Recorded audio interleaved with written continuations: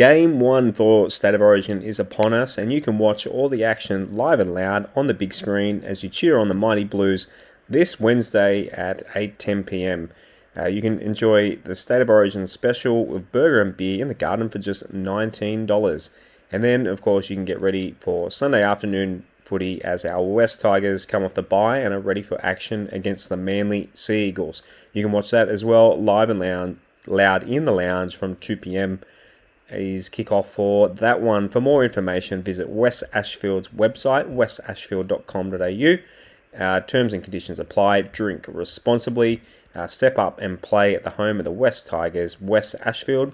And if you haven't been to West Ashfield before, you can find them at 115 Liverpool Road, Ashfield.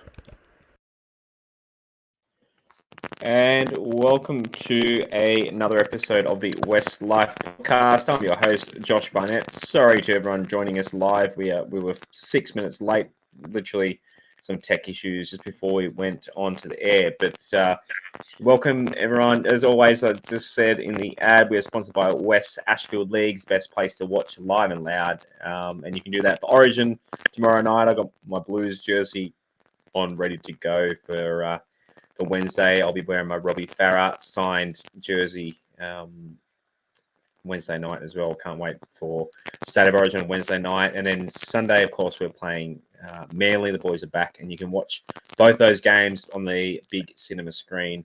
And West Ashfield have a beer and burger deal, for Sunday. So and Origin. So check that out.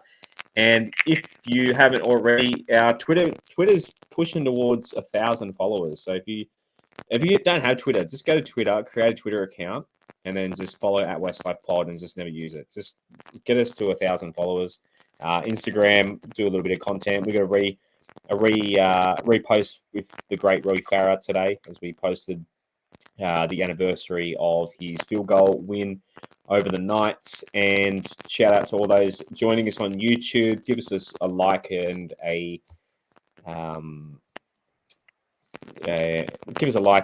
subscribe on YouTube. So, boys, bringing you in. Poor luck saying trying to get an audio sponsor. Is my audio sound all right, guys? We were having audio issues. Mate, it was fine pre-air, but it's just really crackly now, mate. It's really crackly. Does that sound better? No. Rob, you go first. I'll see if I can fix my audio issues. Yeah, g'day, Josh. G'day, listeners. First time we've had a serious technical glitch like this for a while. But, it's been a good week off from no Tiger dramas till NRL 360 reared its ugly head again tonight and started throwing us all over the news again regarding the coach. But we'll be getting into that with Aaron and yourself later, Josh. That's it. And we have got Az filling in. Shane's still on his little rugby league vacation at the moment. But great as all. Oh, we've lost Az as well. God, we're on fire tonight. There he is. There's Az. Az, how are you coming in live and loud from Orange tonight? It's cold out here, but I've got my heater on, so I should be all set. Looking forward to getting back into the footy after a much-needed week off. So, is my audio still sounding crappy, guys? Yeah, it's actually not your voice; it's the background. It's just all crackles, mate. The background, right? Okay. Like in the background, you can just hear like the microphone going off. How's that? Is that better? Slightly. What a start tonight. Here we go. That's better. Whatever you're doing now is better. I sound all good? No, it's still there. There it is. Yeah, it's back again. That might be my internet connection. Okay. Might be the Aaron and Rob show tonight, mate. Yeah. Rob, you're doing the heavy lifting. I'm out of shape, mate. I can't do that sort of stuff. Oh, we saw that picture of Adam Dwayne before he can do the heavy lifting. Yeah, he sure could. Am I sounding better now, guys? Can hear you. Thanks for the feedback. Sorry, guys. Terrible. I'll have to cut this out. Yeah. I don't know what it is. I don't know if you want to reboot or something, Josh, but yeah, that's quite bad. I'm not sure why it'd be crackly, but Righto. Well, apologies for that, guys. The episode tonight, 10 questions about the West Tigers, what we want to see the rest of the year. Gussie, check your leads. I haven't got any leads, mate. I'm on the MacBook microphone, so there shouldn't be any leads. Always turn it on and off again. Static. I'm not sure where the static. Yeah, I'd give it an on and off go, Josh, because it's quite bad. It wasn't there before Rob, you got that off. We'll start the first topic, and I'll let you boys talk through it. So, first topic is obviously who's going to be coach. So, Rob, who, by the sounds of it, Madge is going to be staying on for now, anyway. Yeah, well, as I said, the talk was he was going to be gone by tomorrow morning at the latest. NRL 360 are claiming that Tim Sheens is ill at the moment, which is delaying the review. The way I see it with our club, as we've said before, the club really doesn't have much footy knowledge, and they've thrown all their knowledge into trusting Tim Sheens. So Tim Sheens is meant to be conducting a review. I don't know what he needs to review. He's been there the whole time, so I'm pretty sure his mind is made up. It's basically a matter of him presenting what he believes should happen to the board and them either rejecting or accepting what he's got to say. And based on the fact they've put all their faith in Tim Sheens, they're going to go with whatever he says. So on 360 tonight, they're claiming that, it'll be done before the Canterbury game, which would make sense. You're not going to sack a coach after what you'd hope would be a probable win.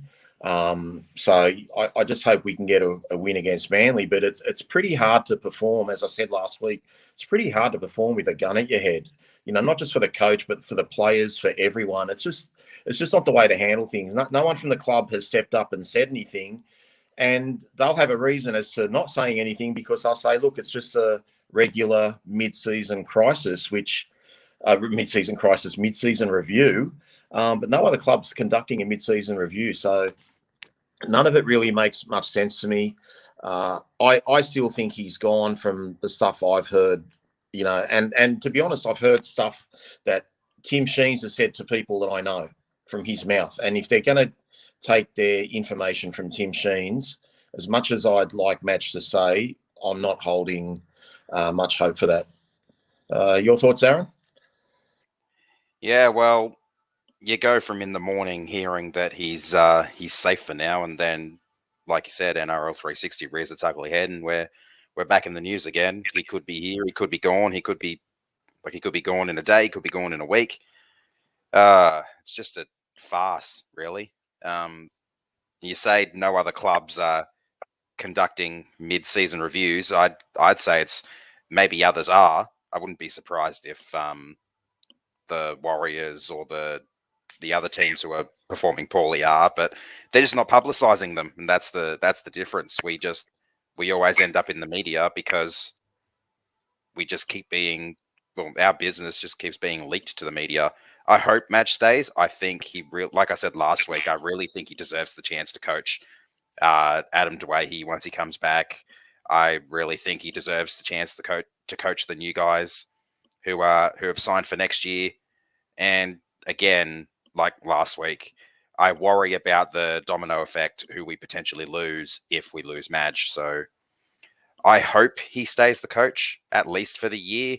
Just get some stability in the club. That's what the club really needs. It needs stability, needs to not be in the media all the time, because the worst part about it is these players are going out there on Sunday, potentially not even knowing if their coach is going to be their coach for the following game. And to me, that's not the way to run a club. That's not the way to break a finals drought. And if they keep trying the same thing, expecting a different result, well, they're just insane. Yeah, I get you've got to change things on the run and, make a decision here and there. But as I said last week, the club keeps changing its mind on so many different things. I don't think, as I said, it's conducive to getting wins. It's not good for the players. It's not good for the coach.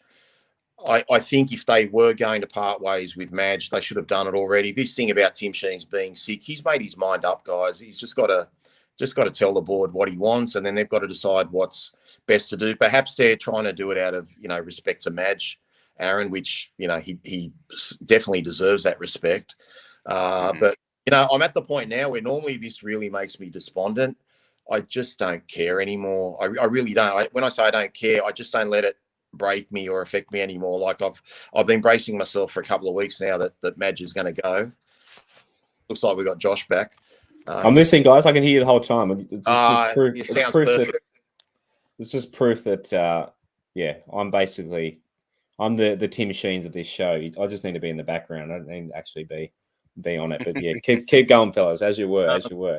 You were Tim Sheens, I'll be doing this from out in the backyard somewhere, not in my bedroom. But so look, it's just I just want them to sort it out. The only thing I could think that might be delaying it is if they haven't worked out who the new coach would be, where they can announce they're going to have a new coach, whether it's from next year or the rest of this year. Obviously, you just they'd have an interim coach for the rest of the year, but look, it's just all guesswork now. Like I said, I was told the same things these reporters were being told, and it's making me look like an idiot now too. So, and I'd love to be proven an idiot, and I'd love Madge to be there till the end of 23, and I'd love the Tigers to go on a massive winning run. But we're even at a point now where they're reporting that the club doesn't want Adam Dwayne to even make his comeback yet, and I know Tim Sheen said that publicly recently, Josh, as we said a couple of weeks ago when he was speaking to biggest Tiger at a pub down in Balmain. So Yeah. It's just interesting. It's almost like we don't want to succeed. We don't want our best player to come back in the team. We don't want our coach to work with no pressure on his back. I don't know what this club's doing, guys. I really don't. When it comes to footy, they got no smarts. It's just, and I'll stick by that. I don't think you guys had touched on it. Did you guys touch on how Madge was the Maggie's game on Sunday, and he looked pretty calm and relaxed for a guy who should be under pressure of his job? No, we didn't touch on that. I wasn't aware of that, to be honest, Josh. So no, I wasn't aware either. Yeah, shout to the Prune who sent us. It was a news article. I'm not sure where he got it from, but basically Madge is sitting in the stands, smiling, looking all relaxed, watching the Magpies go around. So I mean, it's 1,000th of a second photo, but he was smiling. So does a picture say 1,000 words, as they say? So Luke said he was there with Warren McDonald. So we've been getting messages all weekend from people DMing us, and we honestly have no inside word. Who really knows what's going on? I don't think the journos even really know. I think it's just I think for now, by the sounds of it, he's going to get a bit longer leash. If we lose to the Bulldogs next week with a full strength side, maybe that'll be touch wood. I don't think that'll happen, but it looks like the saga will continue. But we almost bagged out our mate Michael from the Daily Telegraph. Where's he from? Michael Shamus. Michael Shamus is Daily Telegraph, isn't he? I can't remember. Yeah, or SMA. I think so. Yeah. Sorry, one of the rags. He basically said the Tigers need to commit or sack him. He's probably right. Really, they need to come out and go one way or the other. But by looks of it, I also wonder too, because we know Jackson Hastings is a big Madge fan. Did Jackson have maybe a bit of a say in the discussion as well? Righto. Next question that I've come up with: play. So you could argue that we are mathematically able to make the semis by make the top 8 this year with 6 points out of the 8, or 4 after the bye. It'd be probably 6. Is it too early to start throwing in young guys looking for the future and maybe not playing the guys? So I've got Luke Garner and Kelmer on the graphic there. Do we start blooding some young guys, Aaron? At the moment, I think it's still probably a little bit too early. I don't think the club would say they're a mathematical chance of finals just yet. I think they'd say personally they're right in the hunt. 3 points out of the 8, 3 wins out of the 8, and differential as well with 12 games to go. You'd probably have to say they are going to focus on the long game at the moment, and I think they are resigning themselves to missing the finals if they do decide to sack Madge, because I don't think a new coach is going to come in, or even a caretaker coach or whatever, and bring the club to the finals if there's no Madge. Because we can afford to lose maybe 3 or 4 games out of what's left. The club, people inside the club may believe we can do that. I think the playing group may believe we can do that, especially with our strongest team back out on the park. So I like the idea of playing the young guns, but at the moment, I probably wouldn't be playing them until later in the season, once we are potentially officially ruled out of the finals race in maybe the last 5 rounds or so. Rob, 2005 was a pretty similar situation this time of year, wasn't it? I wouldn't say it was too similar. We were probably at our worst, sitting at about 10th place. Yeah. We did beat the Roosters, and we beat Roosters and Bulldogs. Yeah, I remember. Yeah. I remember the second time we beat the Roosters prior to that game. That was the game that one of us was going to move on and one of us was going to drop backwards. We really needed to beat the Roosters that day, I felt, to just get out of that little sort of pack of teams, out of the 8 and to make our run. And that was a bit of a heart attack game too, after a Liam Fulton intercept that he threw for an opposition try, but we end up hanging on and getting the win. I think we're much better. He learned his lesson, Liam Fulton, didn't he? He never threw another intercept pass to the Roosters, did he? No, not for another 5 years anyway in Golden Point. But he's got a what do you call? I know what you say. No one gives him a bad time about that. He's just shouts to Liam. Good, great dude. Had him on the show a couple of years ago. Yeah, he's a much loved character of the West Tigers. Yeah. No one gives him any grief for that. Had it been Benji or Luke Brooks or something like that, he might have lived with it for another 30 or 40 years. But anyway, look, we're definitely in a worse position now. As Aaron said, we've got to play our best team. We're mathematically still a chance. You look at it from Madge's point of view, like if we lose this weekend, he's most likely out of a job. If we win, it gives him probably another week. So, he's riding on every ref decision, player decision, everything. So he'll want his best team. Moving forward, if we're totally out of the picture with 6 weeks left, as much as I love Luch, then you wouldn't play Luch. You wouldn't play Kelmer. And I don't, no offense, I don't think there's young guns coming from below, but you just got to decide who's going to be at the club in 2023 and play those guys, because there's no point playing the guys that are going to be playing for other teams next year and making other squads better squads. So, but let's just get to the point where we literally, physically, mathematically cannot make it. And, as I said last week, Madge isn't giving up. So if Madge isn't giving up, I'm not giving up. But we are really going to have a big struggle trying to get there. But it has to start this week again. Ghost365 just said, Twally just shared a photo on Facebook saying, welcome to the middle for Adam Dwayne. Oh, yeah, I do say that. It's posted it 4 hours ago. It's, look at those biceps. Jesus. The bloody quadceps on Adam Dwayne's arms there, but like pythons coming out of his shoulder. So that, could that mean this literally isn't really a topic tonight? Or we're talking about the halves soon. Could the AD to 13 experiment be coming, guys? There, look at that. How's that for a segue? Our next topic: who will the halves be? I reckon, before we go to that, I reckon if we beat Manly this weekend, that might buy Madge up to another month. Because you look at our draw after that, we've got the Dogs, we've got the Warriors, and then we've got a possibly depleted Parramatta side at Leichhardt.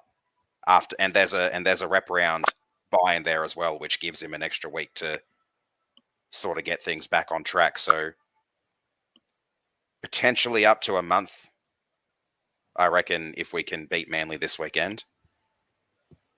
He might have a little bit of grace there. Yeah. Who was it? Nick just said on YouTube, if you lose to Manly, Manly are a good side. I don't know. I think he can survive losing a club. If they get flogged by Manly and the players aren't turning up, maybe, but like a hard-fought loss to Manly, do you think Madge would be gone? Would that be enough, Rob? You'd like to think he could hang on, but I don't think it'd be enough, Josh. I think if he loses, the drums are beating now, mate. I'm actually surprised. I'm surprised he's not sacked already if they were going to do it.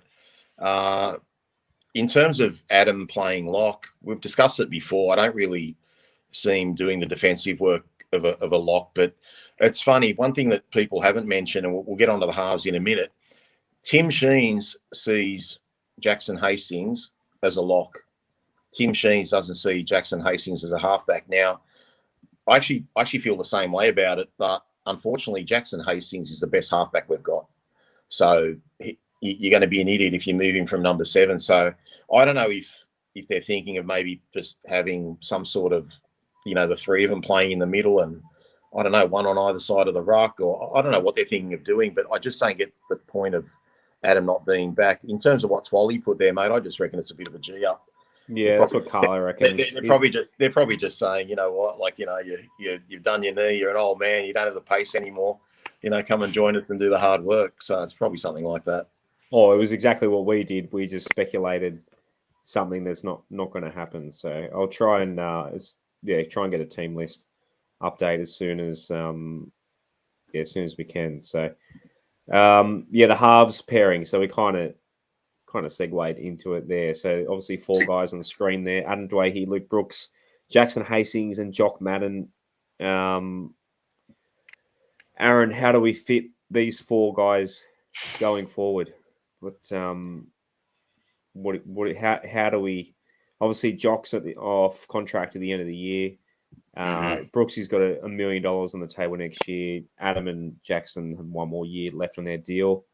So, how do we solve this puzzle? Well, not us. How does the club solve this puzzle? It's not our job to do. But how would we do it? Geez, if I can solve this puzzle, can they pay me for it? The West Tigers, probably not. Honestly, it's a bit of a mess. I think what they might do is continue what they've got now with Jacko 7, Brooks 6. I think AD is going to be back in the centres, but I wouldn't be surprised to see him play somewhat of a roaming role in attack and focus on being out wide on defence. That's kind of what I'm leaning towards. Poor Jock is the poor bloke who misses out in all of this. Maybe he gets a bench role. We might have the sort of situation we had back in round 6, I think it was, where the game against Parramatta, where Jock came on, he moved to 6, and Brooksy moved to 9 to give Simpkin a break. I think that could be the direction that we potentially go for the rest of the season. A couple of people in the chat, Rob, is saying Hastings is in doubt for this weekend. So that throws another spanner in the works. So it just complicates. It's like a what are those? I'm trying to think of the word. Talk, Josh, talk. A flowchart was what I'm trying to think of. A flowchart, yes, no. If Jacko is out, then we go with this. Yeah, flowchart was the word. That wasn't worth the wait. Sorry, guys. So if Jackson is out, if Jackson is out this weekend, Rob, could it be? What do we do there? Do we go Brooksy with AD like last year? If Madge puts Luke Brooks at number 7, I will sack him. He'd literally be signing his death wish. It just hasn't worked. Didn't work the first few games of the year. He's not putting Brooksy at 7. He has to play Jock Madden at 7. Even though it was against Canterbury guys, I think we saw enough of Jock, especially while we were down to 12 men, and even when Jackson Hastings came back on the field in the midterm of that second half, I think we saw enough from Jock to show that he can steer the ship around. He's got a better kicking game, definitely, than Luke Brooks. And to be honest, I'd actually like to see, if the season was over, I'd actually like to see Jock Madden tried as a 7. I think he can handle the 7 really well. In terms of next year, guys, I think we're going to go with Jackson and Adam Dwayne as the halves. If we were trying to fit them all in this year, just for the sake of trying to fit 4 blokes in there, then our biggest weakness is centre position. Adam's the only one that can play centre. So you put Adam in centres. You could put Brooksy at number 9. He can handle the defence. He's got a good left-footed kicking game like some old Tiger that used to play for us before that won a premiership. So if you want to squeeze them all in, we can squeeze them all in.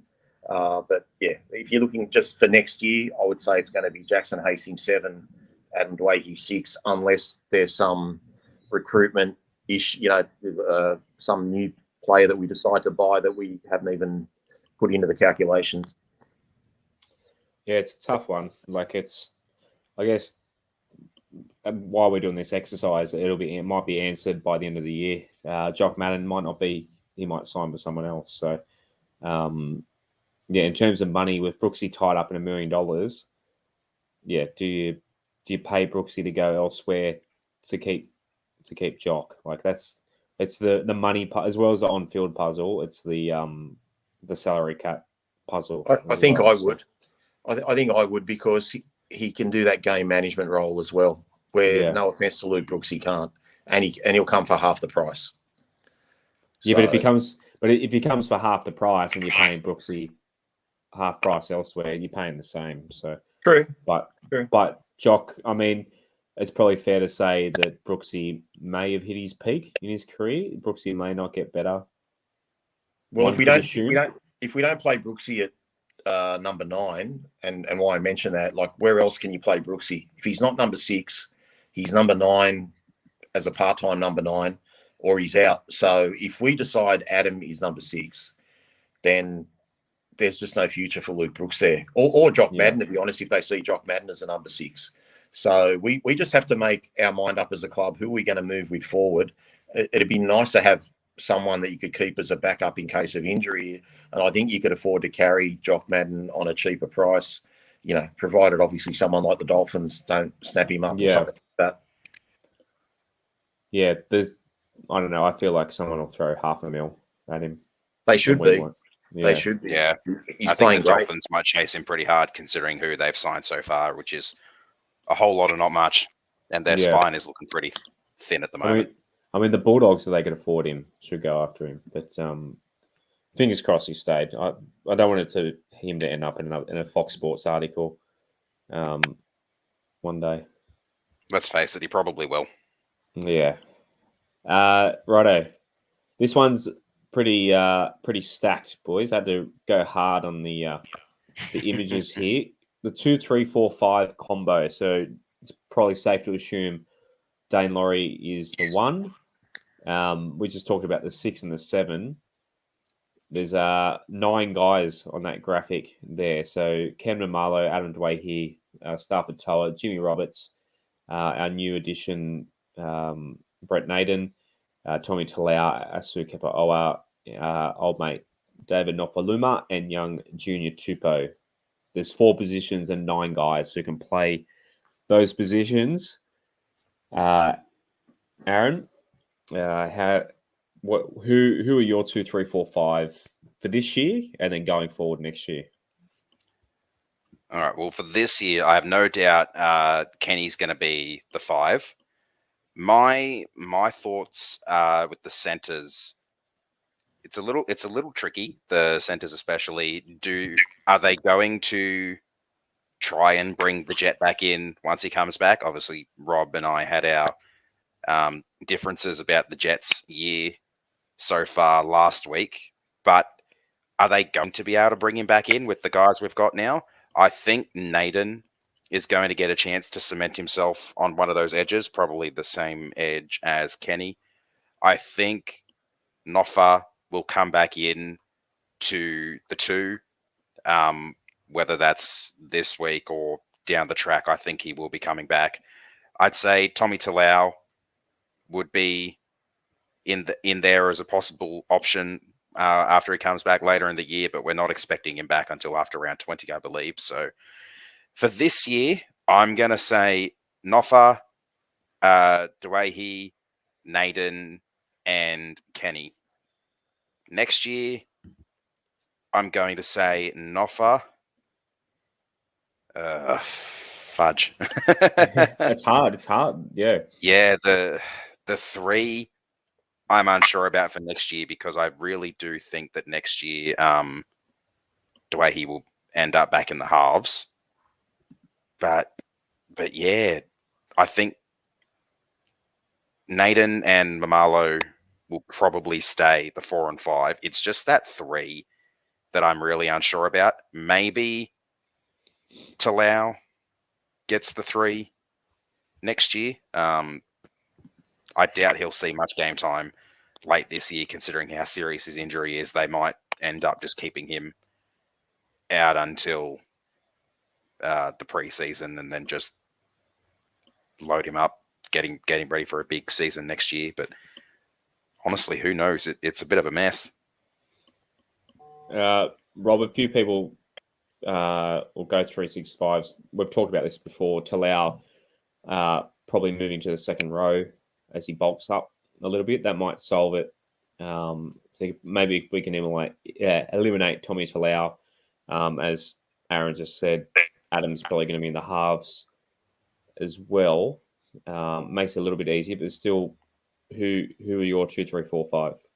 Yeah, in terms of the rest of the year, I agree with Aaron. I think it'll be, well, hopefully Noffa's, hasn't had a line put through his name, but Noffa and Kenny on the wings, Naden and Toa in the centres, maybe Dwayhe. So, I mean, obviously Aaron said Dwayhe. I think a lot depends on how Toa goes this week. If Toa has another bad game defensively, then I think he might be back to Reggie's and Dwayhe gets that spot. In terms of next year, guys, I mean, both Nofaluma and Mamalo are still with the club, so you'd assume they're going to be the wingers. The centres, I can't see us having James Roberts next year. I think he's maybe just about turning 30, wouldn't he? I mean, he's got to be getting on a little bit, and with the back issues and all that sort of stuff, he might be a little bit of a risk for the club. Oliver Gildart doesn't look like he's likely to be considered for a while. So I would say our centres next year will be whoever we buy between now and the end of the year. So I'm sure we're going to go centre shopping. And Naden, I think Naden will be fine. But as well as Naden goes on the left, I actually think he'd be a better right centre. He's got a great right foot step, and actually wouldn't mind seeing them swapped around this week, Toa and Naden. So where would you put? So you'd put Stafford, Toa, and Reggie's then, Rob? If Adam plays there the rest of the year, if Adam comes back in time, but who knows what's happening with Adam? Is he going to play this week? Is he going to play round 14? There were reports today he's going to play maybe in round 16. And I should mention, Josh, I don't know if you're aware of the reports today. Apparently the club has opened negotiations with Dane Laurie. I did say that, yeah. They're looking to upgrade the last year of his contract from 200 to 350, and they're talking about further extending his contract. So that's good news for Dane Laurie.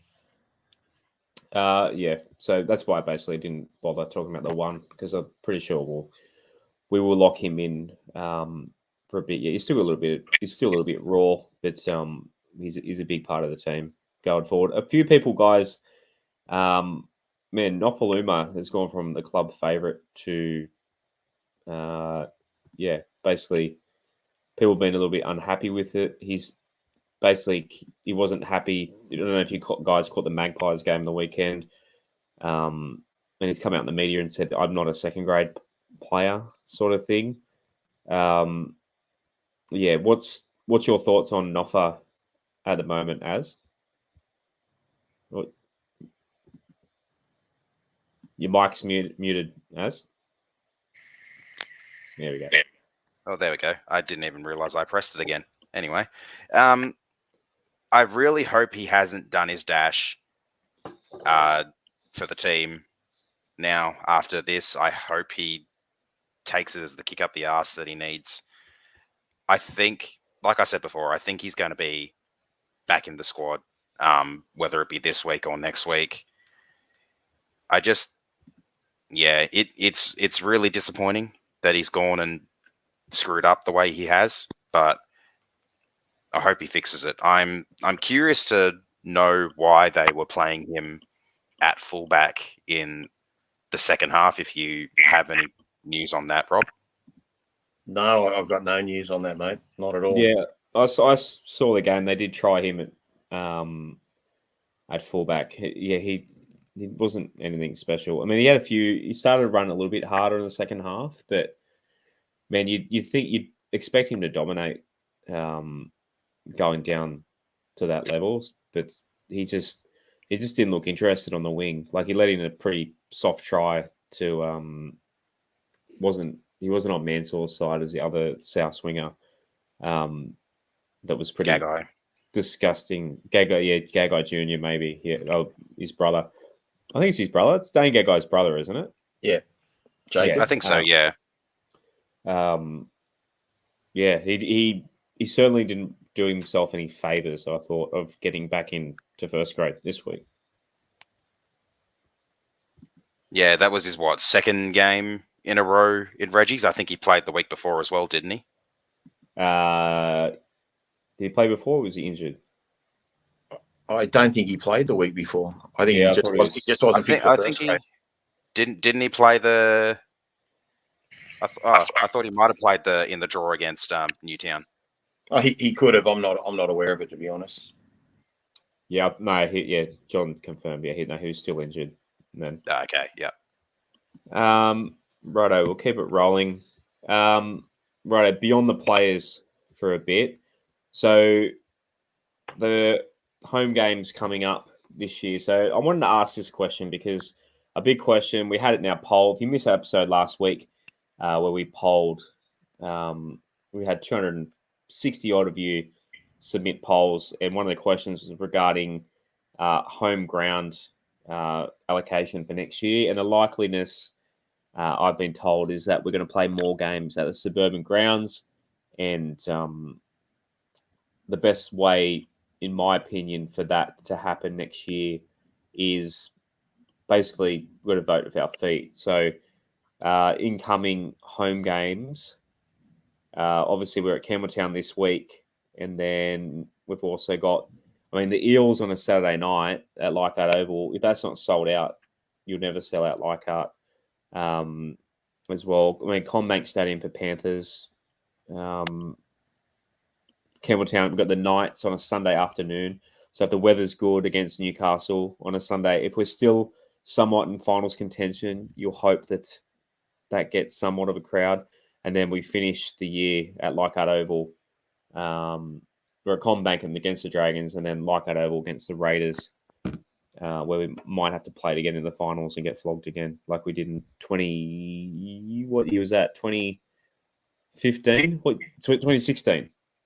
16, yeah. 16, yeah. The year I got married. I would imagine that Campbelltown, not the Campbelltown, the Tamworth game is probably sold out by now as well. So should get a nice solid crowd for that one. Yeah, I think Tamworth would be a lock for a while, but I just think, I don't know about you, Aaron. I know Rob, Shane, and I have always said we think Campbelltown should get more games, like up, maybe stay with 3, maybe 4. But we think Campbelltown really needs, basically give the CommBank games to Campbelltown for next year. What are your thoughts on that? Let us know in the comments too. Yeah, I think I mentioned it a little bit last week as well. Sorry. I think it'll end up being the same. I think Campbelltown will get the bulk of the games. I feel like if you exclude Magic Round, if we stop playing at Magic Round or start playing that as an away game or whatever, I think the split could end up being something like a 7 or an 8. No, yeah, 7, 4, and 1. I had to do my math to get to 12 for a second there. 7-ish Campbelltown, 4, like 3 to 4 Leichhardt, and then you've got that Tamworth game, because that area seems to really like the game at the moment. We've been getting good crowds there, and the club like giving back to the community. And obviously, I think they're getting to the point, the NRL, where they want every team to take a game out to the regional areas. Obviously, Tamworth has now been our place to do that. I think this is the 4th time. Maybe the 4th time. Yeah. So I have a feeling the club's going to stick with that at least for the foreseeable future. So if that's our regional game and we've got maybe a 7-4 for split for Hmm. suburban grounds. I think that could work. Mitch on Facebook comments just said, "Don't forget Magic Round." So we'll see if we'll take the cash to give that one away as well.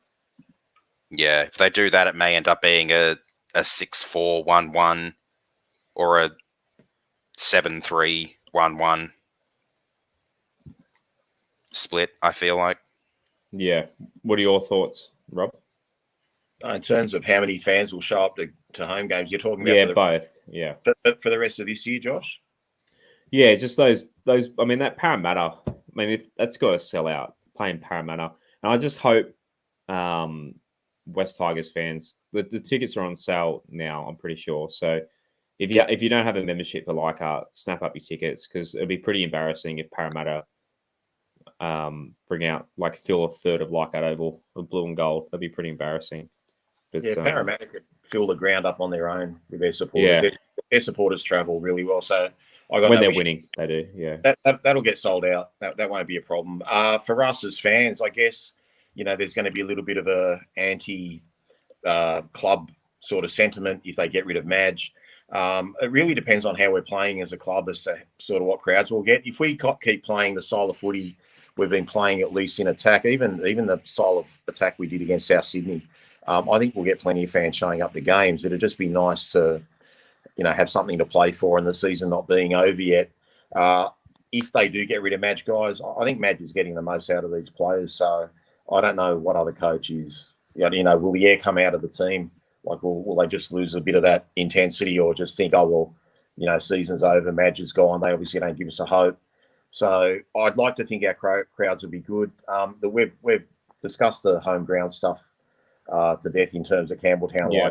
I don't really mind, as I said, whichever way it goes. I don't think a redeveloped ground at Campbelltown is in the near future. You're looking at 7-8 years away minimum, and that's government grant pending. So I'm not fussed either way. There's a few comments there that are quite funny. Josh, when was the last time we won our game at Campbelltown? I just looked it up. 2020. Yeah, well, I was saying the same thing about Leichhardt not that long ago as well. We about Leichhardt being a fortress. We're not winning anywhere. We're not winning games anyway. So, but just Queensland games we've won more recently than the suburban grounds. Yeah, we've got a good recent record at Suncorp compared to any of our other home grounds. Yeah, we just need to be a better team. I think Campbelltown can be like a fortress, but the team has to have good cavalry in it. Like, it's just play better. I think Campbelltown, at the end of the day, it's still got a home ground advantage. And the point that we make with Campbelltown is it's a booming area, and the club has to capture Campbelltown. I get like Christina here, a bit of a essay in the comments, but she hates going to Campbelltown. I'm a platinum member, so I pay $3,000 for the family. I sit in the same seats, premium members, probably sit right near me, Christina. Combank, it's more comfortable. The club make more money. They won't sell platinum membership. They're not giving anything extra as far as seating and comfort goes. Like, I get what you're saying. Like, Combank, Rob, you completely flipped on your Combank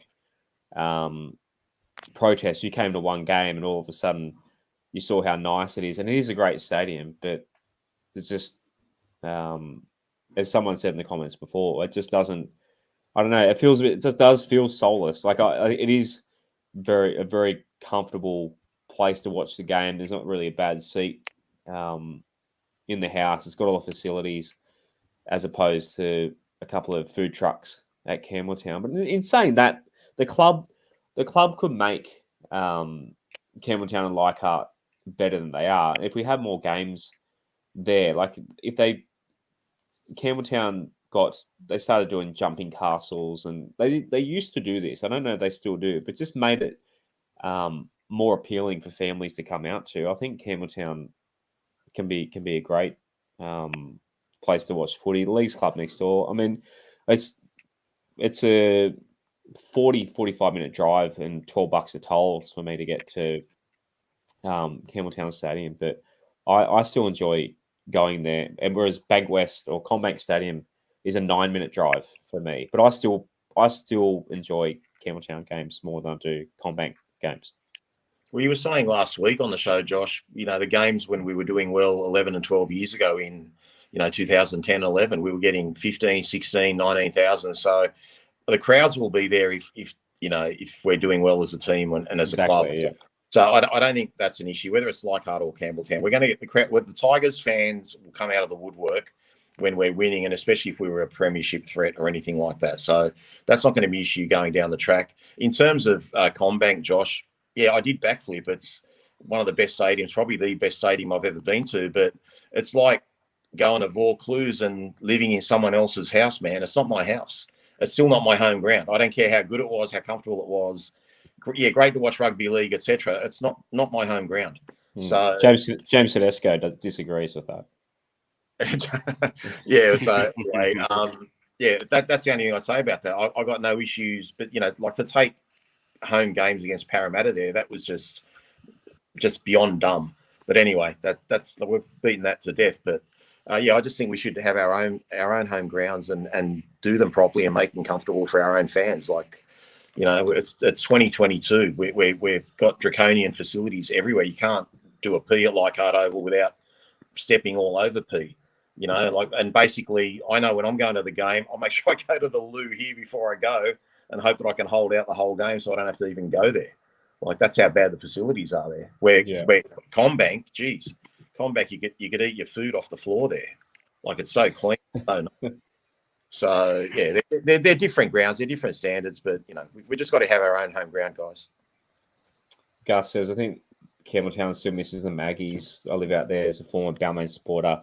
I think they miss their team. I think I disagree a little bit, Gussie. I think the majority of people that live out that way weren't there 30 years ago. Like 30 years ago, it was farmland. Like you could think about Oran Park, all those new suburbs popping up out. There's just millions and millions of people. When the airport gets built, like it's just gonna be so many people out there. And if they don't have a footy team, like they should be West Tigers fans. And you need to capture those people. You'll get people like it's just people moving out there in their droves. Like it's just, and there's more people get out there, make it enticing for them, make it a good day out for them to go to the footy and get the kids to be West Tigers fans. They should be going to the schools and giving every kid a West Tigers footy. Like that's enough to make a kid go for a team these days. There's no loyalty to locations anymore. It's not like us who have links to the Balmain area, and that's why we go for the Tigers through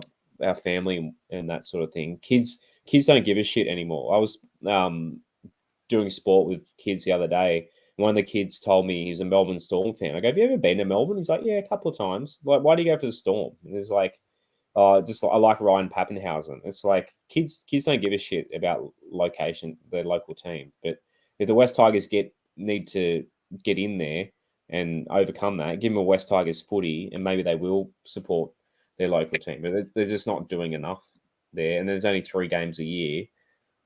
The area, yeah. I mean, a few people are saying that Leichhardt is better than Campbelltown. Like, there's a bit of an argument. I guess it's a bit of the Balmain background people. And I agree, like Leichhardt Oval, we've said this before, Rob, like my grandfathers grew up in the Balmain area. That's why I'm a Tigers fan. So Leichhardt Oval, I have my wedding photos at Leichhardt Oval.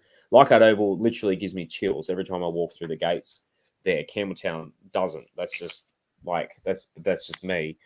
But you got to think of it. We've got to think of it as a future. Like, yeah, well, we discussed it out there. And as we keep saying about Campbelltown, my big thing, and it's only relating to my own childhood, going to games at Leichhardt every second week. If I live in that MacArthur area, I'm not going to be catching a train and God knows what else I am to go to Leichhardt Oval to watch a game. And certainly, my parents, as a 9 or 10-year-old, would have let me do that on my own regardless. So I just feel like we need to have a game every second week or thereabouts at Campbelltown if you want them to, sort of take the West Tigers on board as their community team. In terms of that Magpie stuff, I don't buy that at all because, 55, 60 years ago, Magpies home games were at Pratton Park, Ashfield. And then they moved in the early 70s to Lidcombe Oval. And then they, moved to Campbelltown. So like they've moved around a fair bit. I don't buy that Magpie stuff. That's all, if it was a Tiger or a Magpie, they're still going to get 3 games a year out there. It's not enough games for the Campbelltown area. So we just need to up those games to a minimum of 6 a year. And really, I think it should be closer to 8 or 9, if not all of them myself. But we've discussed it before. You know, a lot of the Leichhardt faithful want at least minimum 3 games at Leichhardt. So, you know, I'm just on a different sort of view to those people. Dom said, Rob, what if you live in Leichhardt and you need to catch a train to Campbelltown? Well, you can catch a train to Campbelltown. You can, but from Leichhardt, I mean, you're not going to please everyone. No, but he's right. But see, that's the thing. We're not catering to kids in Balmain. We're not catering to kids in Leichhardt. This is meant to be a MacArthur team. Like that's what I'm saying. We've got to decide which is the bigger area.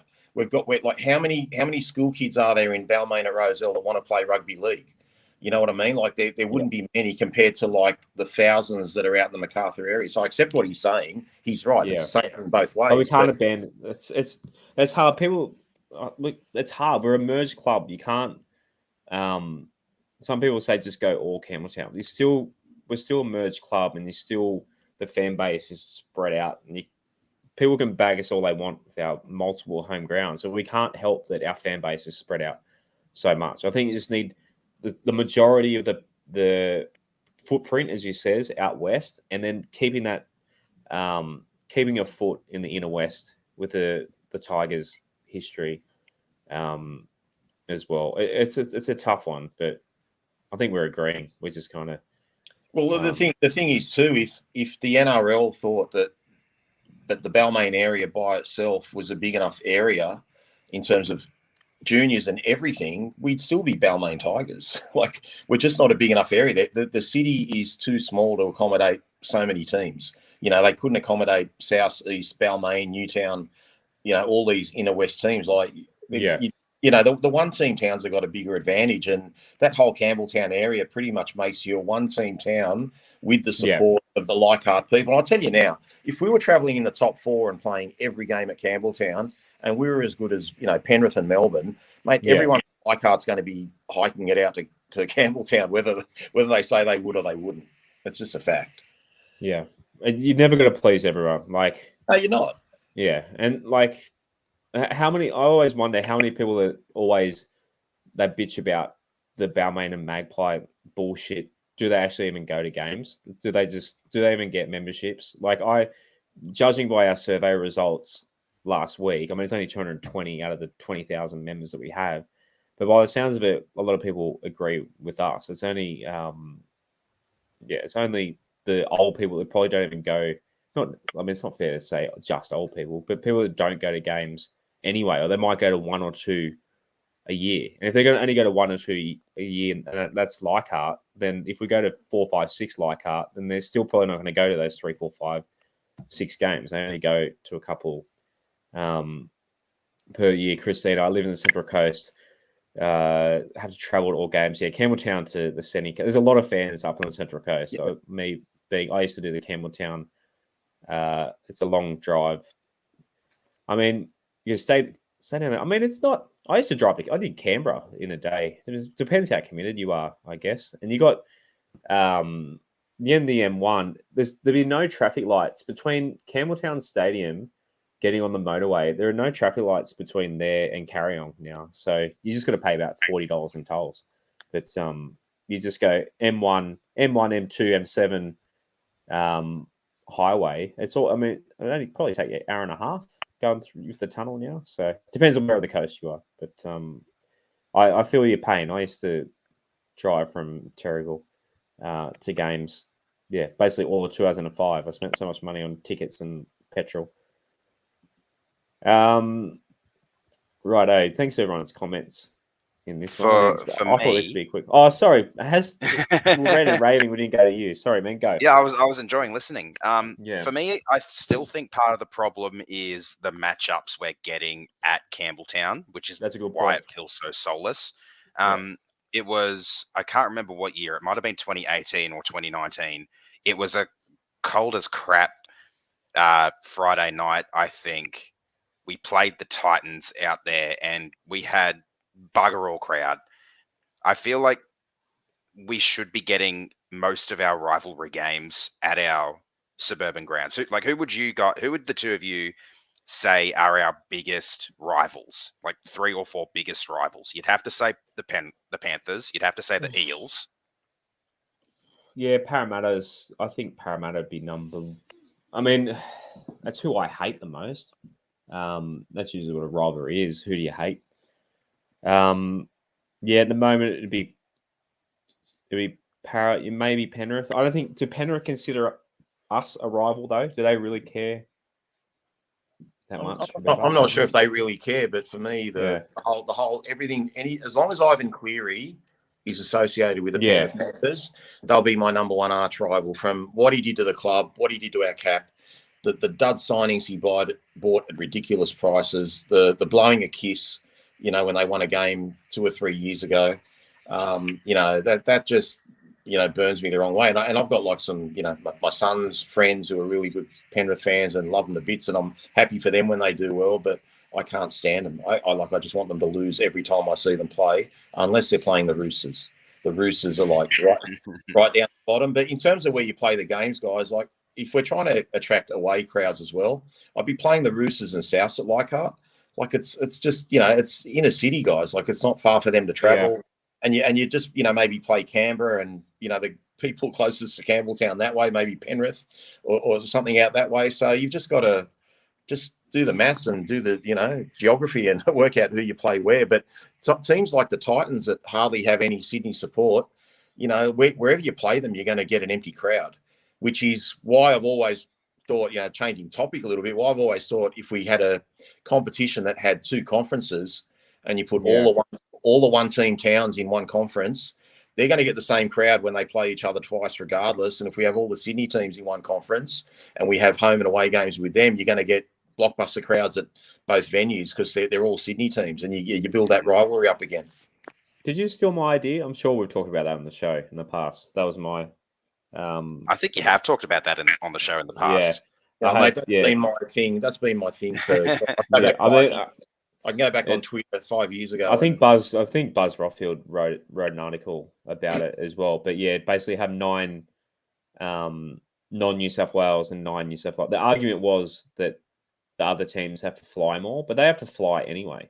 They have to fly anyway. If you're the Cowboys, you fly 12. You're on the plane 12 times a year, whether you're in the conference or not. So, I mean, who cares? The Warriors, you got to get in a plane anyway. Well, prior to the Dolphins being named as the 17th team, we had obviously 16 teams. There's 9 Sydney teams and 7 one City teams. So it kind of didn't work out perfectly. But the way I would have done... Does that include Newcastle? Yeah, Newcastle would be one of the ones. So Newcastle would go... They got their own airport. They can be a non-Sydney team. No, well, I'd have... No, sorry. Newcastle's in the away teams. So the Sydney team that I'd sort of kick out or put with that conference would be the Roosters for many reasons. One, they can afford it. They can afford the travel. 2, their supporters don't go anywhere anyway. Like, they don't show up till the semi-finals are on. So they'd be the perfect team to just use in that and just have 8 and 8. But now that we've got the Dolphins in, that kind of throws a spanner in the works. We need another team.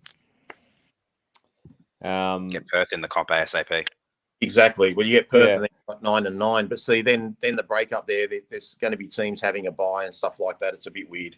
Well, not necessarily having a bye because you've got 18, but if you structure it that each conference plays each other, plays their own division before they play the opposite conference, and it becomes a bit of a weird one to work out. It's not as simple as it would have been teams. Just on your earlier... So what I was getting at in regards to Campbelltown, a lot of the time the teams we play out there are the teams that we don't have away fans for. A lot of the time it's it's the Broncos, it's the Titans, it's the Warriors, it's the Knights. And the Knights typically don't travel that far down from Newey. If they're going all the way to Campbelltown anyway. Yeah, sometimes they do, but they had those horrible years.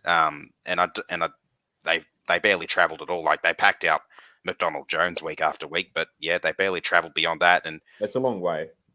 I just feel like if we were getting some of those other rivalry games at Campbelltown as well, that would boost numbers too, and it would make it feel less soulless. Because I remember that night we were playing the Titans, just being there with my brother, shivering our asses off.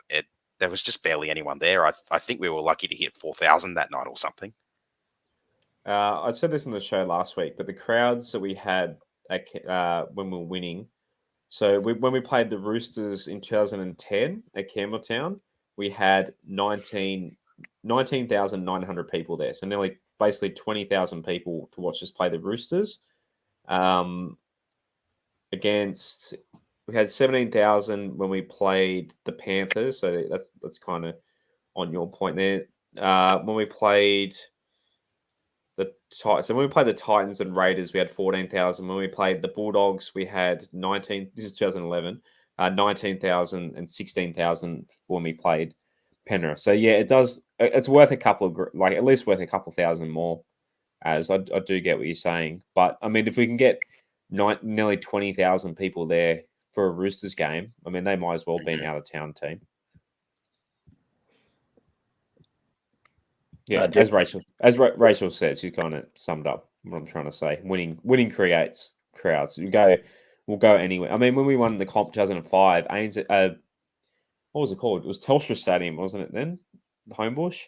We were packing that out as well. We just go. Even it's the shittest ground to watch footy at because you're so far away. But the team was playing so well by late in the year. I think we played the last game against the Panthers when we lost. Yeah, it was. Yeah, we lost. It was like we were in the top four. And I can look it up where that crowd was, but I think it was 34-22 or something that game. Yeah, we were winning the last two games. Yeah, Sheen's pulled off a couple of players late. It was almost like we tanked to come forth. Anyway, I just found the one that I was the game against the Titans I was talking about. So yeah, it was round 16, 2017, Friday the 23rd of June. The Titans beat us 26-14. It was the 6 o'clock game. We had a crowd of 6,891. So a bit more than what I thought, but still, you'd want to see more than that at our suburban grounds. Yeah, well, I don't know if you can access it, guys, but have a look at if you can try and find the crowd for the 2005 first semi-final where we beat 26,000. Yeah, that's what I'm saying. So that was a semi-final, guys, and still there was hardly any North Queensland guys there, and we only got 26,000. So how are you going to get massive crowds for the Cowboys wherever you play them, really? And we packed out Leichhardt. I think we packed out Leichhardt a couple of times. You know, I remember the famous Tedesco try there in 2016. That was a massive crowd that day. So, you know, it's never going to be perfect, and the game really caters for TV rights now. It doesn't really cater for the fans, and that's what I miss about the game. Like I was speaking to my wife about it last weekend. We love the fact that we could just go watch 3 grades and make a day of it, and you just can't do that anymore. And especially if you've got a Friday game at 6 o'clock. Like there's just nothing to look forward there at all. But the Sunday afternoon games were fantastic. Joseph Alafaci says there won't be many Manly fans this Sunday at Campbelltown. I don't know. Manly fans seem to travel better than the stereotype says lately. I know when we played them at on Anzac Day at Combank last year, there was heaps of them in Parramatta. So maybe the Roosters are starting to become that don't travel. They are team. I don't mind if we get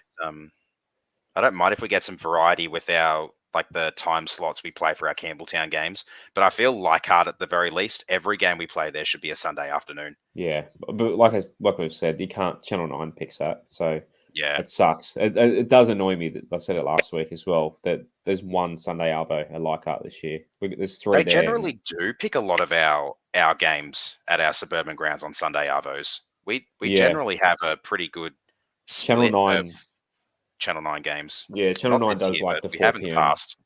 Yeah, they like the 4 p.m. Slot there. But I think because the team's not going well, Channel 9, they pick the first 3 games of the round, and I don't think they've picked they're not picking us for Friday night footy much this year.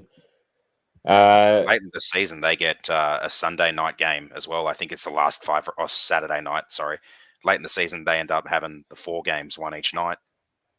Yeah, that's right. So. Yeah, they do take over. Right, I thought that would be the quickest topic of the night. It ended up being the longest, but that's all good. That's what boys goes at it. That's all. Yeah, but right. Who will be re-signed? So I'll bring up have you had a thought about this? Which players do you think that are off contract this year will bring back next year? Let us know in the comments what you think, guys. Out of the three you've got on screen there, No, I think. that was just the first Okay. three I thought of. Well, starting with those three, I think the only one of the three of them that will get re-signed will be Jimmy Tarmo. I think he'll get one more year. Like Rob said before, I don't see the Jet getting another year. And as much as I'd hate to see it, I think Jock's gone at the end of the season.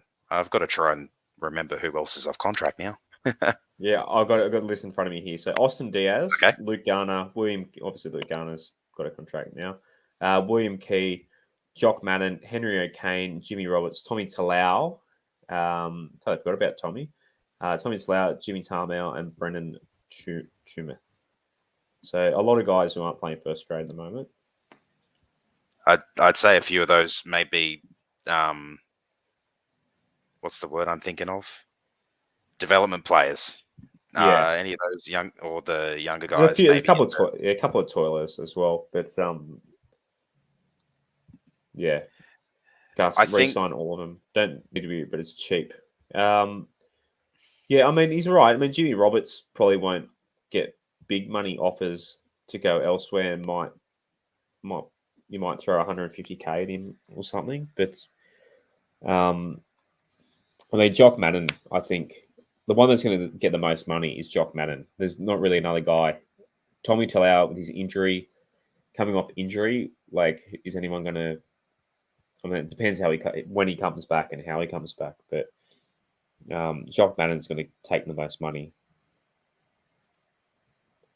Yeah, I think it'll just be maybe some of those other younger guys, the Toilers, as well as Tamo and Talau. I'd love to see them re-sign Jock, but with the halves conundrum like we were discussing before, I don't think they're going to think there's a place for him, and they might encourage him to look at his options. The same as Little, even though he's under contract for next year, I have a feeling he won't be at the club next year either. Yeah. Rob, what are your thoughts?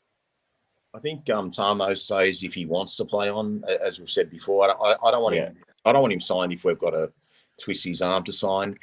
I think if we offload Luke Brooks, I could see Madden saying, I think even if we are paying a lot of his money, Josh, elsewhere, I still think we come out no worse off, if not slightly better off, by upgrading Jock and paying some of Luke Brooks to play elsewhere. Particularly with, we don't know how Adam's going to go. He's had a couple of serious injuries in his career, so it'd be good to have him on board. And but the other guys, they're pretty much all development players, so it really depends on how the rest of the year goes, and it's a lot of speculation, Josh. I really haven't seen enough of those young guys as well to know who they'd keep. And I mean, they're not all young too. Some of them are in their mid-20s. But like some of them have hardly been in first grade, if ever played first grade. So without seeing them, I couldn't tell you if they'd stay or not. But the names you've got up there, they're the key ones. I like what Jimmy Roberts has brought to the team this year, but he's literally squeezing everything out of his body at the moment to finish a game. So I just don't think his body can cope with NRL anymore. But he's played great. But do you want him playing 2 weeks in and having a few weeks off like that? That could be what we get with Jimmy. But he'd be worth keeping if he could produce what he did in the first few games of the year. To be honest, I'm surprised Jock hasn't signed. No one's picked him up yet. Like the way he played at Leichhardt that last game, I thought we mentioned Dolphins earlier, but maybe he's trying to work out to see what the Tigers are going to do. But it's going to be so hard for him to get a spot in the halves. No, agreed.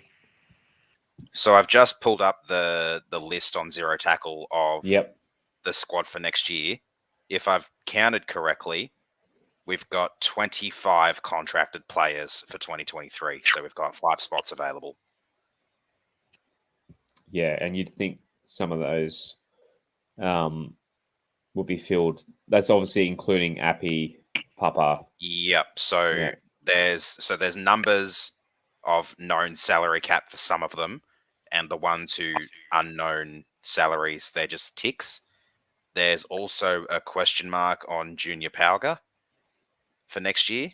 So I'm not sure what that go is there, but I didn't count that question mark, and not counting it, there's 25, even though there's a mutual option for Joffa. I don't know if he's taken that up or not, but He has, yeah. he has taken that up. He's taken it, yeah. Yeah, so including Joffa, that's 25 for next year. Yeah. Well, if he wants to stay with us, guys, I'd be keeping New Brown as well. He showed me enough against Canterbury to keep him. I know he's on a train and trial, but yeah, and you wouldn't think he won't demand huge money. He won't demand much, and I think he'd be, even though he's got to look after himself financially, having missed out on so much footy. I think he'd sort of be pretty keen to stay with the Tigers, given we gave him a chance. Yeah, he finishes the year. He was. I completely forgot about him. He wasn't on that list. So, right, he's not on the development players list either. New Brown. Yeah, because he's on a train and trial. That's why. Oh, train. Oh, yeah. There's a difference there. Never mind me. Righto. So long-term injury return. So, this is one pretty much none of us can answer because we're not part of the conditioning staff of the West Tigers. But it's just a question we need to see. Obviously, Adam, fingers crossed, is back this weekend. Sean is probably, having done his injury at the start of the season, very, very unlikely. His Instagram post got me a little bit excited. Basically, it was a shot of him training. He looks like he's pretty fit, like out there on the training field. And he said something about a comeback, but I think it was more just in regards to next year. Jimmy Roberts with his back, not too sure. Tommy Talau is not meant to come back to a few games before the end of the year. So, and young Rua out for the season as well. But basically the only one we can really talk about is Adam. Rob, what are your expectations of Adam for the rest of the year? Oh, I think Adam's busting to play, guys. So, once he comes back, he's going to make it pretty obvious to those that want to leave him out that he should have been back as early as he could, and he'll want to make a name for himself. All he's seen is the Jacko Hastings talk and owning the team and all that sort of stuff, which is great. But obviously that was what we all thought of Adam last year. So he'll be looking to make his mark on the team when he comes back. And Adam's not the sort of guy that would want to sit the rest of the year out, no matter where we are on the table. He's really competitive. He's a Tiger at heart. So, I expect him back as soon as he's allowed to play. That's why the talk of him not playing at all is just super frustrating. Aaron, what are your expectations of performance-wise for Adam? Like, do you think how many weeks do you reckon it'll take him to get back to before we start seeing the player we know he is? I'd say give him a month. We've got 3 games in the next month because we've got that rep round weekend off after the Dogs game, I think it is. I think it's after the Dogs before the Warriors. So if he was to come back against Manly, I think we'd probably see him getting back to his best in the next Leichhardt game against Para. That's kind of what I'd be thinking there. This Origin period is so annoying. Like, I'm obviously wearing my Blues jersey as I say that, but I've said it. I think I've said it on the show before. What I think they should do with Origin is basically Origin camp should be for 3 weeks. The players don't leave camp; they don't go in and out. You pick a squad like we did for was it 2020? They just picked a squad and played at the end of the year. Was it last year? 2020. Yeah. 2020, wasn't it?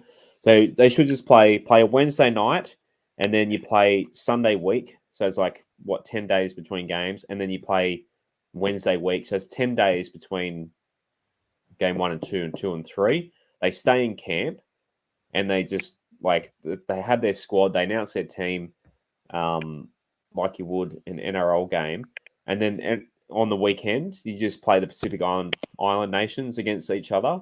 So you have a round robin, like a round robin sort of tournament between Papua New Guinea, Samoa, Tonga, Fiji.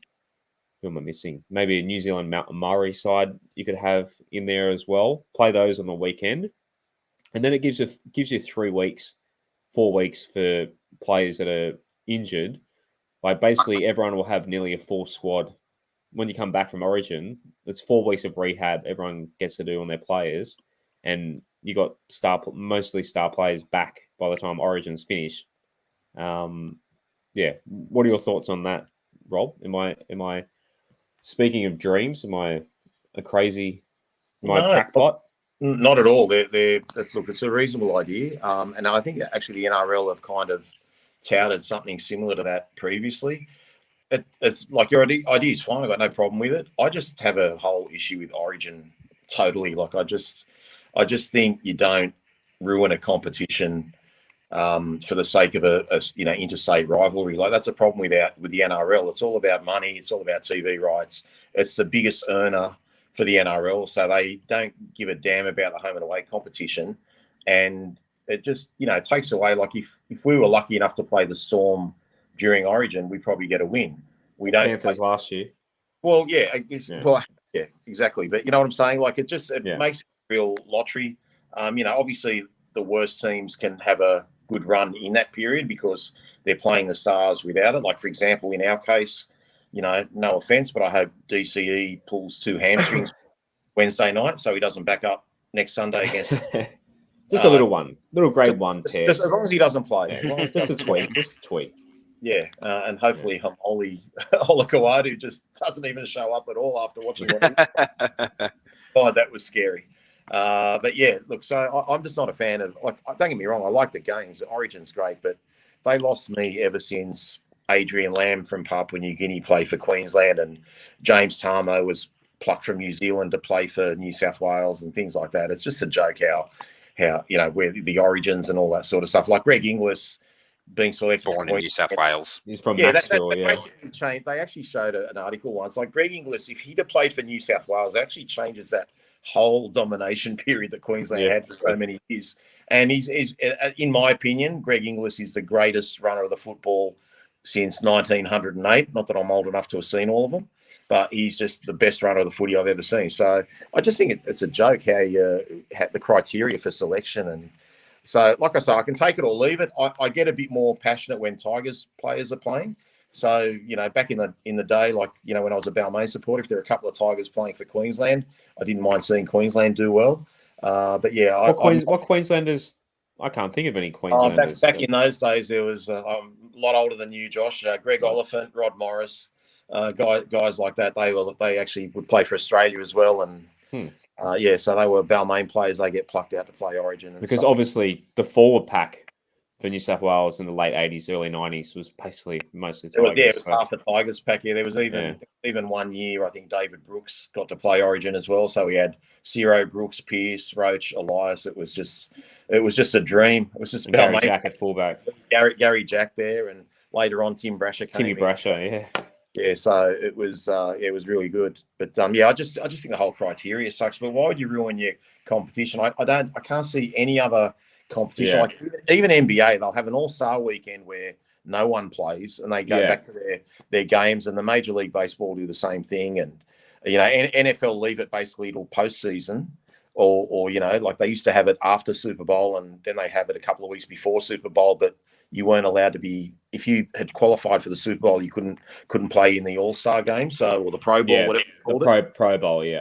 Well, yeah. So but we just seem to just not give a shit about our home and away season, and it just taints the whole season for me. But when you're in the bottom of the ladder, it actually helps. But I'm sure teams like the Roosters would have liked to have had James Tedesco on the weekend, and that might have been the difference between winning and losing against Canberra for them. You just don't know. So.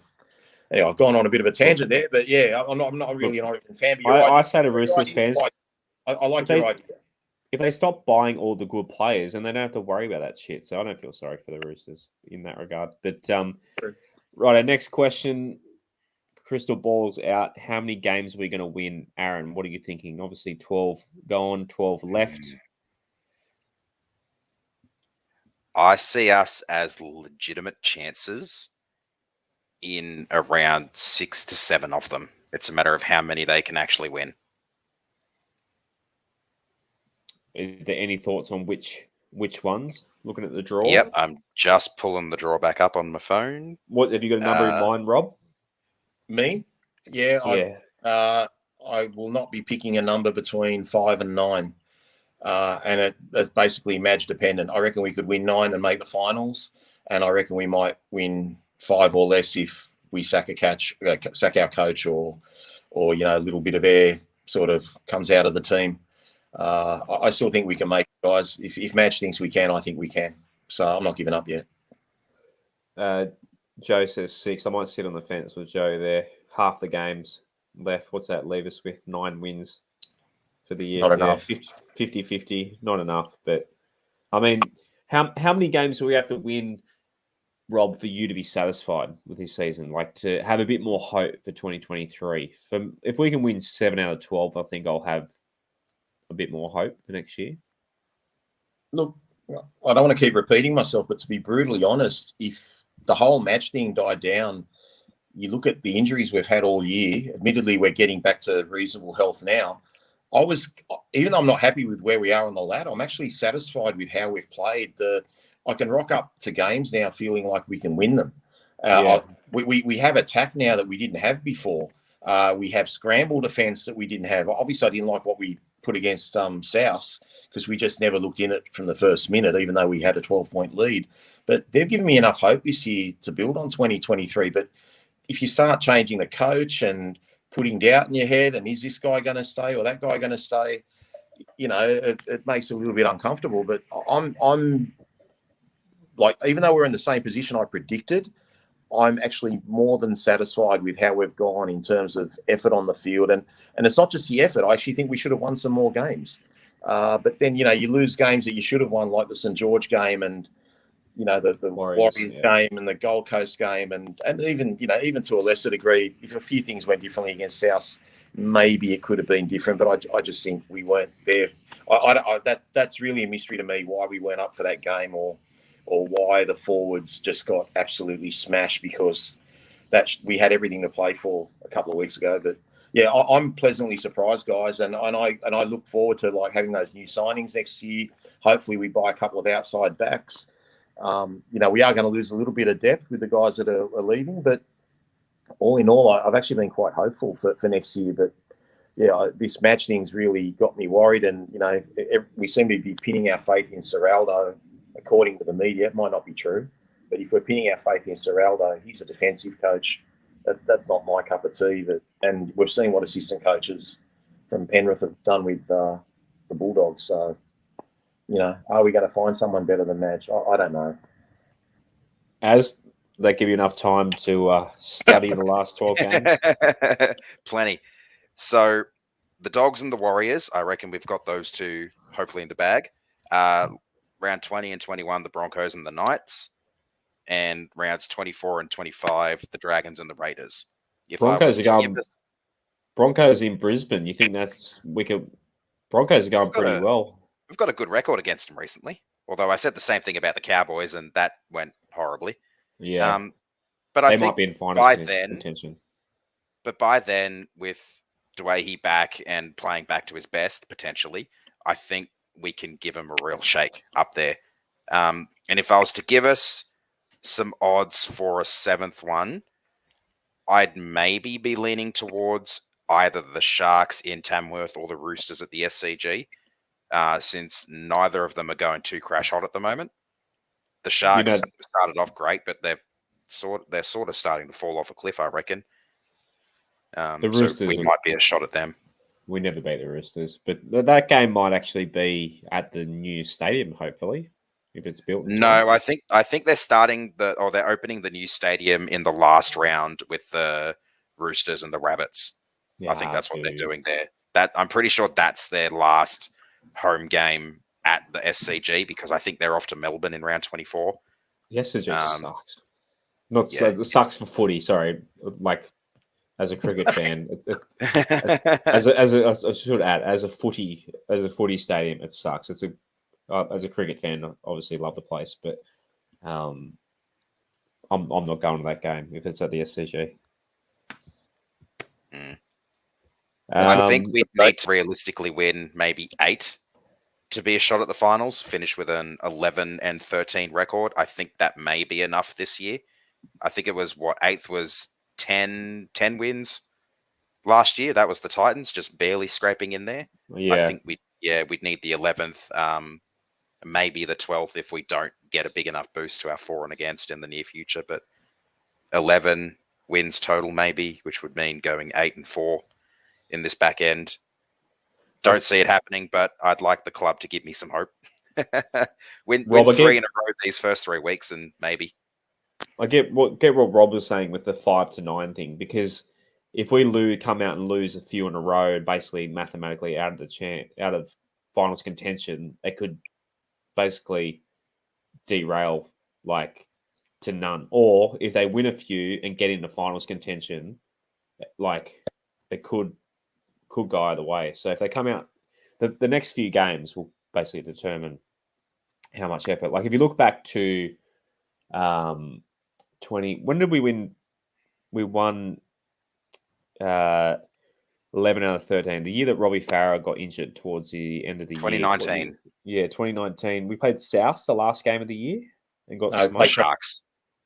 What year was it we played South last game of the year and we got smoked? But we're out of finals contention. I still maintain, whatever year it was. That was 17, I think. Yeah, I still maintain. I think we got flogged by South that last game. But if we're in finals contention, I think we could have beat them because we're out of finals contention, the players just didn't turn up. So can't be 17. Robbie wasn't there. Yeah, that was 2018. So yeah, that was the year we finished with a 12-12 record, but still 6 points out of the top 8 because so we could have been 13-11 that year. Yeah, if we had turned up. But that still would have we still would have missed out on the finals by 4 points, which is nuts to think about. Yeah. How's your timing in the comments, Kenny? When's the Centre of Excellence? We'll look what the next slide coming up is. Will the new Centre of Excellence be excellent? So we actually don't know when it's going to open, but the club says it's not far enough. The players are playing, they're training on the field in front now. They're back. I've seen their construction works in the background now, but I haven't actually got any insight on when it'll be open, but by the looks of it, it's not far away. But Rob, how much of a difference do you think this will make for the club? A, getting signings, and B, to the performance of the team. It'll definitely, help with some signings because it's been pretty well noted how poor our equipment has been at Concord in the past. So, I've seen it. It was disgusting. Yeah. It was disgusting. So look, it'll definitely help from that point of view. It won't help performance, obviously, in the short term. In the long term, it will. My question would be, and pardon me for being negative about this, what's the Centre of Excellence doing at Concord? It needed to be out in the MacArthur area. How's it going to help the catchment that we're talking about by having a Centre of Excellence at Concord? But this has been, John Pascoe's little smokescreen for the last 5 years because he knows nothing about rugby league. It'll help all our roster and whatever because we train there all the time. But even the fact that we train at Concord, why do we train at Concord? Why is our base there? We've got a base at Concord, we've got a home ground at Leichhardt, a home ground at Campbelltown. It's a bit of a mess, but look, it's definitely going to help. But in terms of the juniors, it's certainly going to help our inner city juniors. I don't know how it helps our Campbelltown juniors and who's going to be commuting, an hour or so each way to use, state-of-the-art facilities. Luke said, Canada Bay threw in the majority of the money. The state government did to Fiona Martin, promised get through in $3 million, I think. Dom Jet says, shame we can't play games at Concord. I reckon they might play Maggie's games there, though. I could see the Magpies playing games there next year. I think the reserve grade guys might actually be playing a couple of games. Yeah, I think they were touted to play there. Excellence later this year. Yeah, I think they might be down. Yeah, they might be down for that. That might be. Maybe I didn't dream that. Maybe I did actually see that that was going to happen. But any thoughts on the Centre of Excellence? As? I think it's going to be really good once we get it up and running. I agree that it is probably in the wrong place if we want to encourage the catchment down in Campbelltown area. It really should have been a little bit closer to that direction. But when it is finally up and running, like you can see how much of a difference better facilities have made at Penrith, for example. Now that they've got their better setup, they're absolutely smashing it. I think, it's getting a new gym equipment, everything else that's going to be there for the team. The rehab center, every bloody thing they get in there. I think it's going to be really good for the team, and definitely will be good to encourage some other players to come and sign for us, because I don't know if you probably did, but did you see how memed we got when episode 1 of Tales of Tiger Town aired last year, and they showed the demountable with the sign on it saying high performance center. High performance center. It was just memed to shit, and it looked so terrible. Obviously, we know why, but it will be better having that better facility, hopefully, before the start of 2023. Because that doco couldn't have been any worse timing. Like between COVID, the Center of Excellence wasn't built yet. The team wasn't going well. Like it just, it was. But I think Rocky Balboa had better facilities when he was training in Russia for Ivan Drago. They're at least more modern anyway. Like, wow. I wouldn't be surprised. Yeah, the West Tigers players punching dead cow carcasses at the local butchers. They need something. Yeah. Actually, it's not. This is completely unrelated, but it just popped back in my head. I found out this week a little pointless fact about Dane Laurie. So Dane Laurie, apparently, before he plays, he rubs Vicks on his gums. So basically to help him breathe better. Someone told me this during the week. So he gets, Vicks that you rub on your chest when you got a cold. He rubs it on his gums. He reckons it helps him breathe better. I only thought of it earlier today because my son obviously uses Vicks on my son at the moment because a bit sick. But rubs it on his gums to help him breathe better. Fun, useless fact that I've learnt recently. But I thought that was pretty funny. Interesting. Righto. Last also, one. I found it. Okay. Round 22, Saturday the 13th of August. The Magpies are playing the Raiders at 3 p.m. at the West Tigers Center of Excellence. Yeah, cool. It'd be cool to check it out to go to that. Gosh, I remember when Australia played France in a Rugby Union World Cup semi-final at Concord Oval. Really? So just how times have changed. Yeah, we actually lost that. We lost that day on I think it was a Saturday afternoon. Yeah, chose to do the same thing when I played. Okay, so it's not that. Yeah. I knew about Vaseline and that sort of thing. Never heard anyone putting Vicks on their gum. Right, last topic for the night. So a bit of a controversial one, and for years I've preached that the hardworking people, the West Tigers office, don't deserve any criticism because the players on the field aren't playing well. I feel sorry for the front office ladies and the people that answer the emails, people sending in that sort of thing, like sending in abuse to those guys. They're not the ones that have anything to do with the football team. So I do feel sorry for them. But one thing that has noticeably been pretty bad with the club this year, off the field, is the social media. So long time, for those that don't know, long time, what was his title? Marketing manager, I guess. Dan Talentire he was the man behind the West Tigers socials for a few years, and they did such a good job with content and that sort of thing. And now it just seems like, I don't know if they hired someone in his replacement, but just the social media, it just seems to, like someone pointed out to us today, there's not even anyone doing live scores for the Magpies games and that sort of thing. So Rob, is there anything else about the social media for the club this year that just doesn't seem the same without Dan at the helm? Who's that? He's at NRL. Yeah, Dan was a legend. Dan was great, kept everyone up to date. He had a feel for the crowd as well, like you had a feel for the room, so to speak. I don't know who they've given their media stuff to at the moment, but they're just getting it wrong everywhere, Josh. Like it's just, they're putting the wrong things up at the wrong time. They're not putting the team list up at the right time. It's just not the way an organisation should be run. And even though it's only the media thing, and everyone knows I love to bag the club, etc., it just shows like at every level of the club, this is we should be all over it. You're trying to promote your team, you're trying to promote your club. This is a really important aspect of keeping your fans upbeat. Trying to make us all happy and let us know what's going on. We feel left out when we've got to hear things from other media outlets or TV or radio, and you think, well, hang on, why didn't the West Tigers official page post this? This can't be right. So it's just a poor look, guys. It's just not good enough. Without going on too much about it, it's just unacceptable.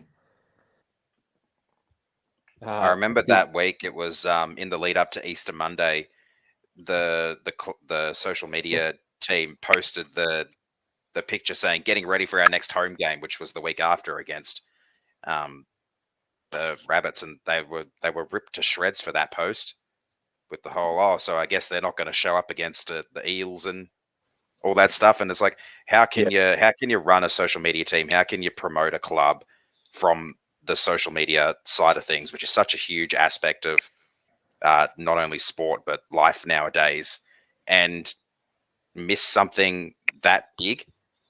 Like, hello, we've got another game to play before our next home game. Can we maybe focus on that first? And they were just ripped to shreds for it, and I kind of feel like they deserved it because it was pretty poor go. Yeah. But Josh, right, we shouldn't be ripping the social media to shreds. We should be ripping the club to shreds over it, because they're our voice. That social media department is representing the West Tigers club. So, if they're not feeling embarrassed by what the social media does and getting it wrong, then why would they be embarrassed that we're sitting 15th? Why would they be embarrassed that the coaching saga's dragging on? Why would they be embarrassed that the fans get shat on by the media every day with all these negative articles? There needs to be a care factor within the club of saying, you know what, we have to be better than this. Our image has to look better than this. And I just want to know why they don't care. It's just not good enough, guys. Nick, RIP, mate. He's working at NRL now. As far as I know, he's still kicking. He's moving on to he's in the big smoke now, working for NRL. But we miss if he does listen back to this, and he's still a fan. You see Dan tweeting about the West Tigers a lot. Still, he still loves the club. So, he tweeted about our injury crisis about a month or so ago, saying how well we were performing despite the injury chaos. He still loves the club, but I mean, it's pretty safe to say that working for the top dog NRL is it's a big gig for him, and you can't begrudge him for taking that. So, I mean, Gus, fans should rise and do more content. I'll try. I mean, that's what the good thing about this, I guess, is guys like us. It kind of there's a void there, and we kind of fill it in as well. So if the West Tigers aren't going to do much in terms of interacting with the fans and doing their social media stuff, then that's just we're lucky enough that we're allowed to be critical of the club and that sort of thing. So righto, boys, that's the 10 topics we snuck in. We got under 2 hours tonight, Rob. We can go to bed a little bit earlier tonight. But good chat. Look forward to having the team list before the West Tigers official page does tomorrow, mate. I think that's about the only time they updated on time.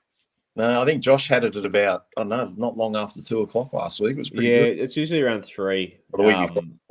My source tells me as well. He says West Tigers are last every single week. They are the last club to submit the team list. What a Whatever. surprise!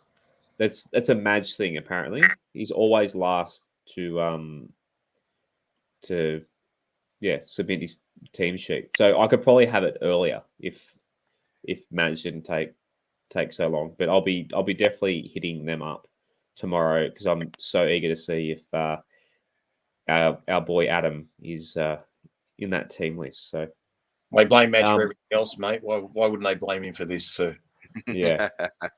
No, I think it is Madge because Madge submits the team list, or maybe it's an admin. Maybe he hands it to someone. And the person that he hands it to is slow. Wouldn't surprise me at all. Shouts to Gussie. He's been here since before the show started tonight. Thank you, gentlemen. Great work. Thanks for the chats. The chat's been absolutely awesome tonight, guys. So thank you for joining us live. We had over 50 of you, and we didn't even have a game to review. So we hope we entertain you tonight. Look forward to getting back to having a heart attack this weekend as we take on Manly, and we'll preview that game on Thursday night. And if you haven't already, check out our episode from last Thursday where we broke down your survey results. Give us talking about social media at WestsLife Pod on the socials as well. Give us a like, a subscribe. Say hi to us if you see us at the game next weekend. Thanks for joining us tonight, last minute again. Rob, thanks again. As always, in the chat, you know how we finish every show. Boys, go the Tigers. Go the Tigers. Go the Tigers.